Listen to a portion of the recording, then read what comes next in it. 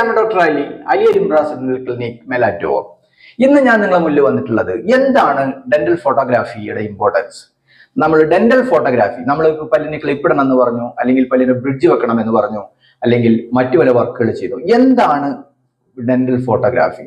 നമ്മൾ ഒരു കാര്യം, ഒരാളെ നമ്മൾ കണ്ടുകൊണ്ടിരിക്കുമ്പോൾ ആ ആളുകൾ വരുന്ന വ്യത്യാസങ്ങൾ നമ്മൾ മനസ്സിലാക്കുന്നില്ല. അതുകൊണ്ട് നമ്മൾ ഇത്ര അധികം ഡെന്റൽ ഫോട്ടോഗ്രാഫി, ഈ ഫോട്ടോയിൽ ശ്രദ്ധിച്ചോളൂ, ഈ ഒരു വ്യക്തിയാണ് നമുക്ക് ട്രാൻസ്ഫോം ചെയ്തതിന്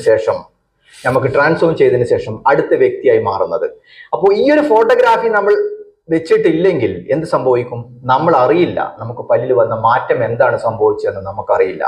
അതുകൊണ്ട് ക്ലിനിക്കൽ അപ്ഡേഷൻ ചെയ്യുമ്പോൾ, പ്രത്യേകിച്ച് പല്ലിന് ഓർത്തോ ക്ലിപ്പോ അപ്ലയൻസോ മറ്റോ ചെയ്യുമ്പോൾ ഡെന്റൽ ഫോട്ടോഗ്രാഫി വളരെ നിർബന്ധമാണ്. ഇത് ഫോർ എക്സാമ്പിൾ, ഇപ്പൊ ഈ ഒരു ട്രീറ്റ്മെന്റ് നമ്മൾ കഴിഞ്ഞതിന് ശേഷം നമുക്ക് ഈ കേസിന്റെ